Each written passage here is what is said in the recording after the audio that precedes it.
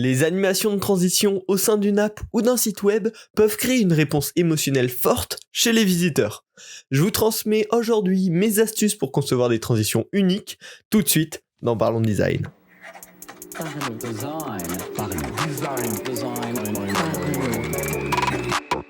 Cette 5e saison de Parlons Design est sponsorisée par The KKS Theory, le site des product designers.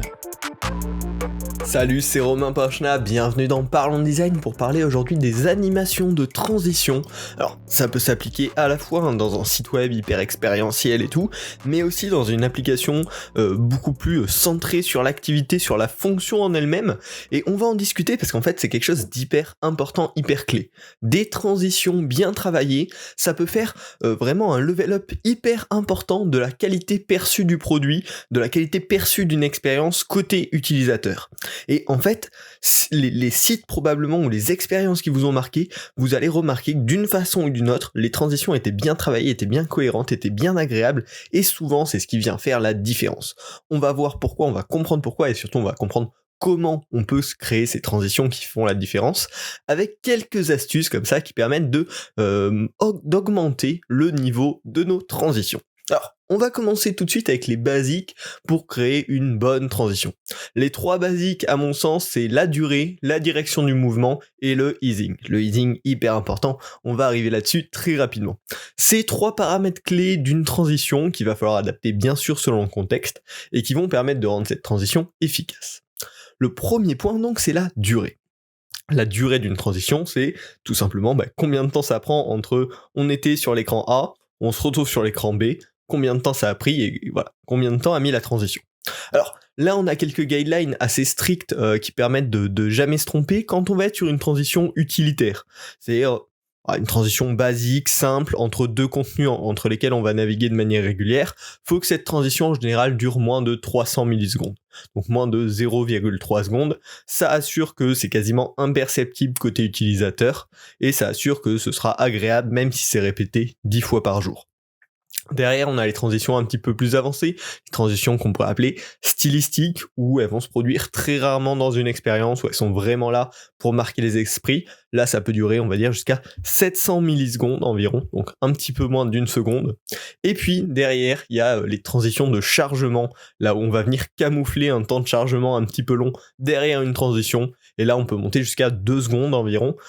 Plus de 2 secondes, ça veut dire que le chargement est vraiment trop long, et que mieux vaudrait optimiser d'abord le temps de chargement au lieu de faire une transition trop longue, parce que sinon ça va être peu agréable pour l'utilisateur.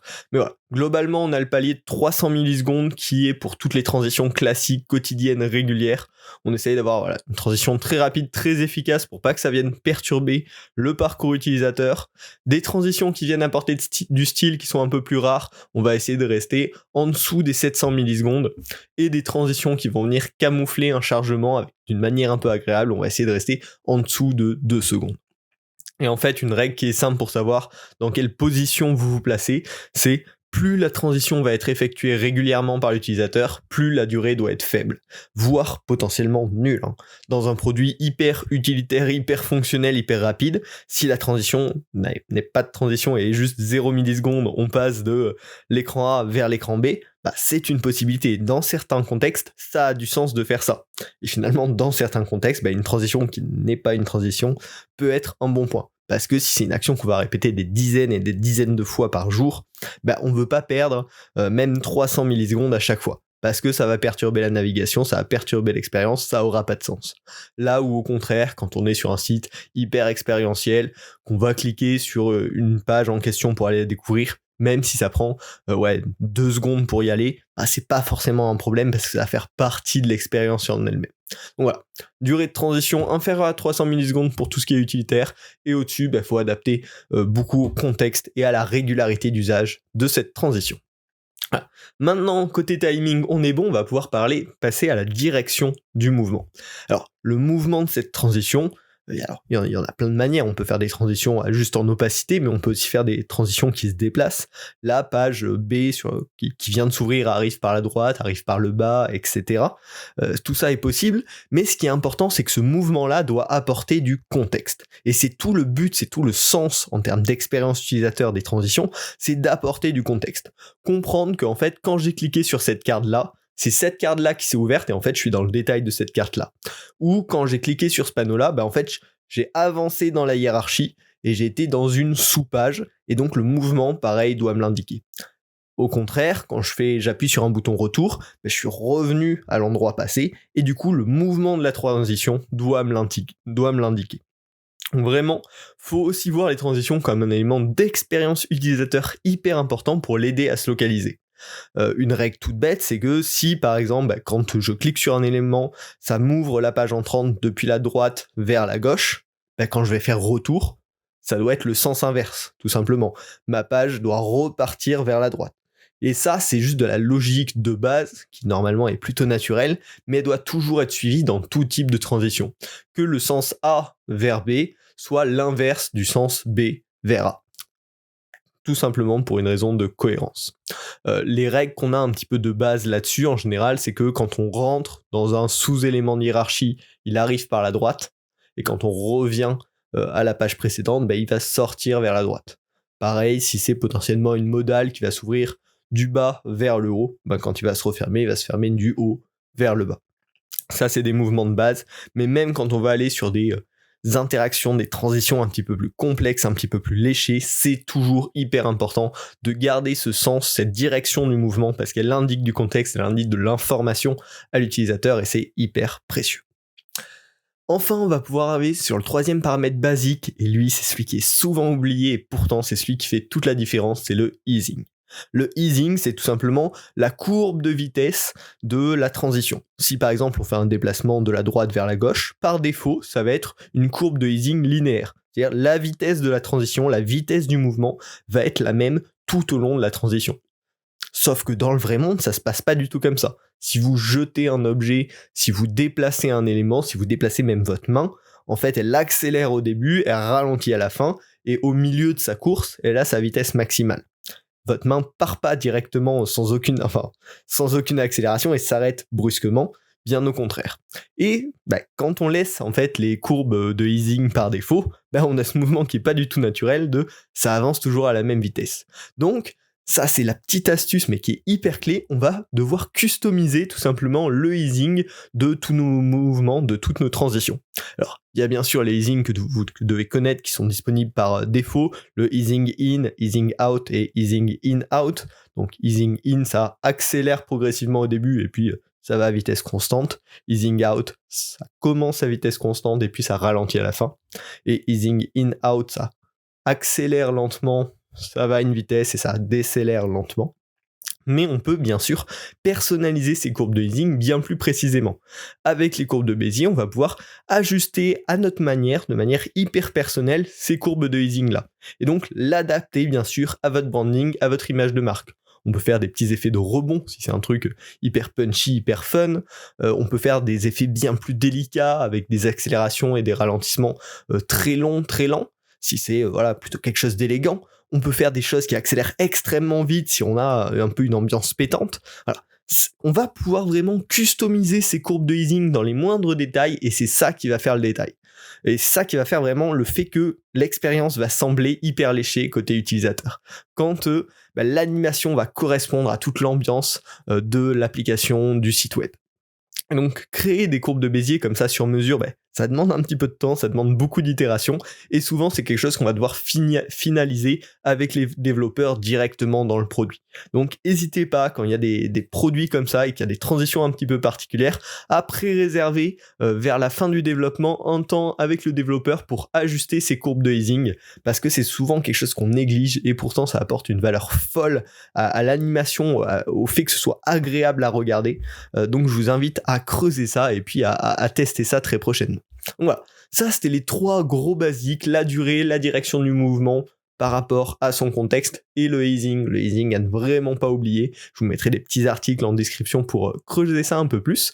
Mais maintenant, si on veut passer à l'étape supérieure de la transition, de l'animation de transition, on va pouvoir rajouter une touche artistique. L'avantage des transitions comme ça, c'est que c'est un endroit d'attente, un endroit de chargement. Alors bien sûr, on l'a vu, ça apporte du contexte, mais c'est aussi souvent l'occasion parfaite pour poser une touche de branding. C'est en fonction de l'expérience, en fonction de la durée bien sûr, que vous allez pouvoir choisir si c'est le bon moment pour mettre du branding ou non, mais c'est un petit moment où on n'a pas forcément d'informations à montrer à l'utilisateur, on va camoufler un mouvement, et du coup on peut potentiellement lui remettre une petite touche de branding et marquer son esprit ici. Alors ça peut être soit avec des visuels, avec des formes spécifiques, notamment sur les sites expérientiels, il y a pas mal de ça, des mouvements de brush qui viennent recouvrir l'écran sur la transition, des formes un petit peu blob, un petit peu organique, et puis voilà, plein de manières dont on peut faire ce mouvement, faire cette transition, et donc c'est l'occasion de l'adapter à votre image de marque. Ça peut être aussi le moment de présenter des petits mots, des petites expressions qui vous caractérisent, ou sur des produits beaucoup plus utilitaires, donner des astuces, donner des pro tips, comme ça se faisait sur certains jeux vidéo, et même sur certains outils très spécifiques. Rappeler, là t'es en train d'attendre sur une petite transition,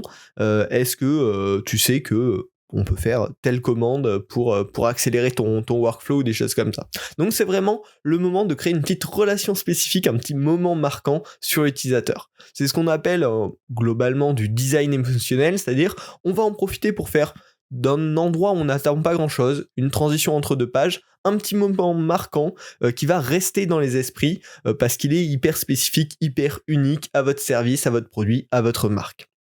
Alors là-dessus, il y a un petit danger auquel il faut faire gaffe, c'est que si on essaye de donner trop de personnalité à l'animation de transition et qu'on demande beaucoup de ressources, c'est-à-dire on va charger des images, des vidéos, des choses comme ça, on risque d'augmenter le temps de chargement en voulant placer une transition. Et donc c'est un petit peu dommage, ça n'a pas forcément de sens, donc il faut toujours se méfier, trouver cet équilibre entre on va rajouter un petit peu de branding dans notre transition et en même temps on va rester soft pour pas que ça entache la durée de la transition, le chargement qu'il y a derrière.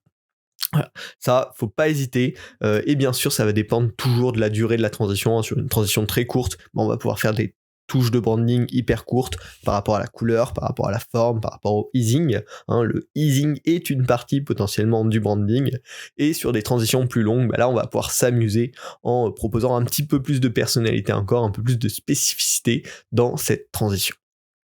Et enfin, on va pouvoir arriver au dernier point, qui est finalement le plus clé dans l'ensemble, c'est que ce qui est important dans les transitions au sein d'une app ou d'un site web, c'est qu'il y ait de la cohérence. Et pour qu'il y ait de la cohérence, il va falloir tout simplement anticiper tout ça. On l'a dit à plusieurs reprises, les transitions, ça sert d'abord à donner du contexte, à expliquer comment la navigation fonctionne au sein de l'application de manière hyper visuelle, et ensuite à affirmer l'image de marque. Donc c'est un élément d'expérience utilisateur et de branding à la fois. Ça peut être un élément différenciant, et donc il faut le penser en amont le plus tôt possible. Plus on va anticiper tôt dans le process de design les transitions, plus elles seront agréables à regarder, plus elles seront cohérentes entre elles, plus elles seront bien pensées en fait, tout simplement.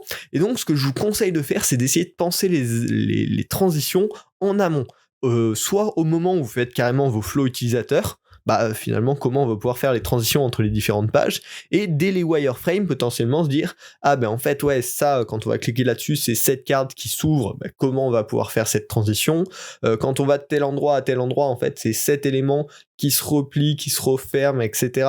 Trouver vraiment toutes les transitions logiques pour les penser dès ce moment-là.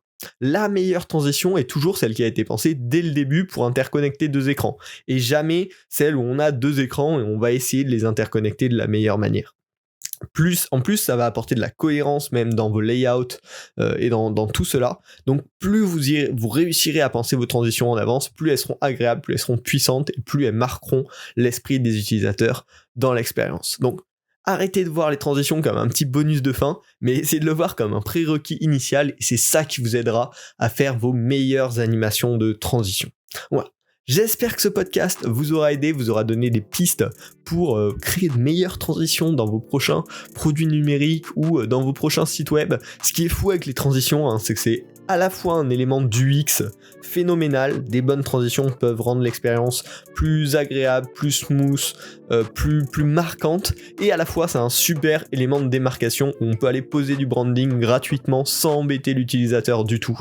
Donc c'est un truc hyper clé. Si on le pense tôt, on va réussir à l'intégrer le plus intelligemment possible et du coup à proposer une expérience de haute qualité. Voilà.